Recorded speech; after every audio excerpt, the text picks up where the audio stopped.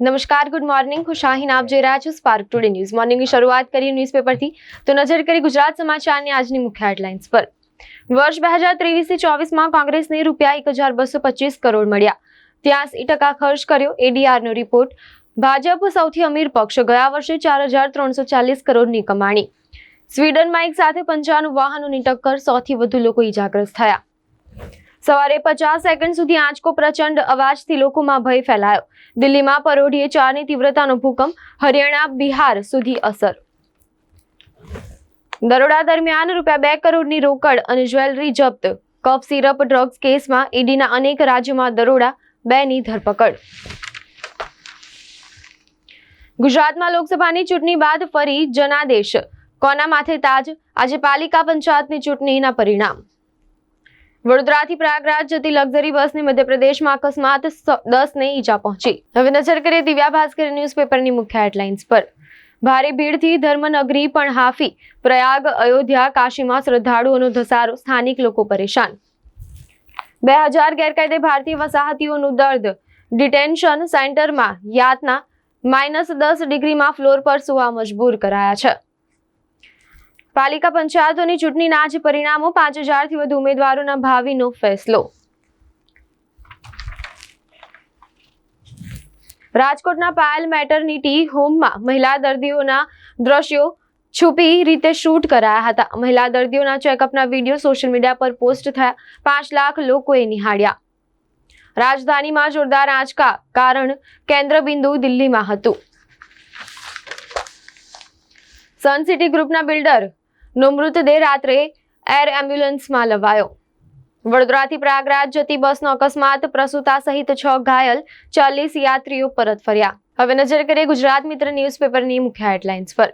શ્યામ પિત્રોડાનું ફરી વિવાદી નિવેદન. ચીન ભારતનો દુશ્મન નથી. પિત્રોડાની કથિત ટિપ્પણી પાર્ટીનો અભિપ્રાય નથી. ચીન સૌથી મોટો પડકાર છે, કોંગ્રેસે કહ્યું. રાજધાની દિલ્હી અને આજુબાજુના વિસ્તારોમાં 4ની તીવ્રતાનો ભૂકંપ. સરકારની ઊંઘ ઉડી. દેશના 60 મુખ્ય રેલવે સ્ટેશનો પર ભીડ નિયંત્રણ માટે નવી ફોર્મ્યુલા લાગુ થશે. અજાણ્યા હુમલાખોરે આતંકી હાફિઝ સઈદના સાળા મૌલાના કાશિફની હત્યા કરી. ઘાતક પૂર પછી ધ્રુવીય વમળ વિસ્તરતા, અમેરિકામાં જીવલેણ ઠંડીની આગાહી. લેબનોનમાં ડ્રોન હુમલામાં હમાસનો લશ્કરી ઓપરેશન ચીફ માર્યો ગયો, ઇઝરાયેલે કહ્યું. રેડિયમ ગેંગના સાગરીતો પૈકી શહેજાદ ઉર્ફે પીપોડી ઝડપાયો. દેવપ્રયાગ ખાતે નદીમાં લાપતા બનેલા વડોદરાના બિલ્ડરનો મૃતદેહ મળ્યો. હવે નજર કરી લોકસત્તા જનસત્તા ન્યૂઝપેપરની મુખ્ય હેડલાઇન્સ પર. રશિયા યુક્રેન યુદ્ધના અંતનો આરંભ, સાઉદીમાં શાંતિ વાર્તા. લાંચ લેવાના હોવાની માહિતી મળતા જ એસીબીએ દરોડો પાડ્યો. પીડબ્લ્યુડીના એન્જિનિયર પાસે 17 પ્લોટ સહિત અઢળક સંપત્તિ. ચેકઅપના વિડીયો યુટ્યુબ અને ટેલિગ્રામ ચેનલ પર અપલોડ થયા. રાજકોટની પાયલ મેટર્નિટી હોસ્પિટલમાં મહિલાઓના ચેકઅપના વિડીયો વાયરલ થયા.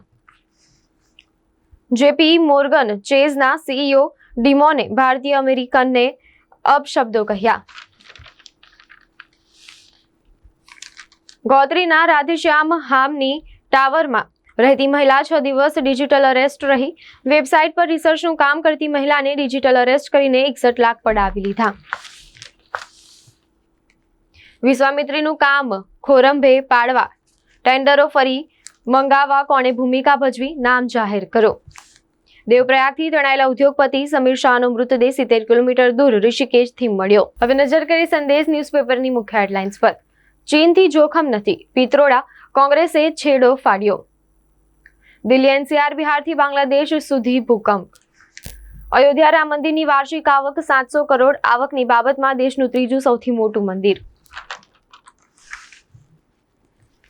સાયબર ફ્રોડના ₹25 લાખ તમારા ખાતામાં જમા થયા છે. ગોત્રીની મહિલાને ડિજિટલ અરેસ્ટ કરીને ₹61 લાખ પડાવી લીધા. ગોત્રી જીએમઈઆરએસ હોસ્પિટલ્સને હાઈ એન્ડ માઇક્રોસ્કોપ મળ્યા. માલે તુજારોના લગ્ન પ્રસંગોમાં પાણીની બોટલમાં દારૂ પીરસવાનો ટ્રેન્ડ શરૂ થયો.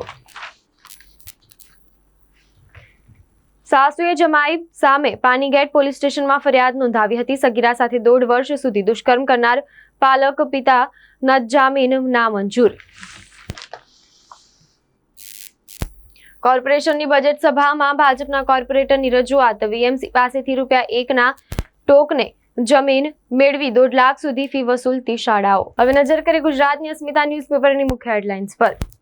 દિલ્હી એનસીઆરમાં 4ની તીવ્રતાના ભૂકંપના આંચકા અનુભવાયા. અમેરિકાથી ડિપોર્ટ થયેલા લોકો અમદાવાદ પહોંચ્યા. 33 ગુજરાતીમાં 11 બાળકોનો સમાવેશ. 1 એપ્રિલથી નવા બિયર બાર ખુલશે. 19 શહેરમાં દારૂની દુકાનો બંધ રહેશે. મધ્યપ્રદેશની એક્સાઇઝ પોલિસીમાં મોટો ફેરફાર કરાયો. નર્મદા કેનાલમાં મળી આવતી તમામ લાશના કેસમાં ઊંડાણપૂર્વક ઇન્વેસ્ટિગેશન થશે. શટલ રિક્ષામાં લૂંટ કરતી ટોળકીનો આતંક. 2 મિત્રોને છરી બતાવીને 3600ની લૂંટ ચલાવી. કોટેશ્વર નારાયણ સરોવરમાં રામકથામાં ગીત સંગીત અને હળવી મોજ સાથે ભાવિકો ઝૂમ્યા. તો આ હતી અત્યાર સુધીના ન્યૂઝપેપરની મુખ્ય હેડલાઇન્સ. વધુ અપડેટ્સ માટે જોતા રહો સ્પાર્ક ટુડે ન્યૂઝ.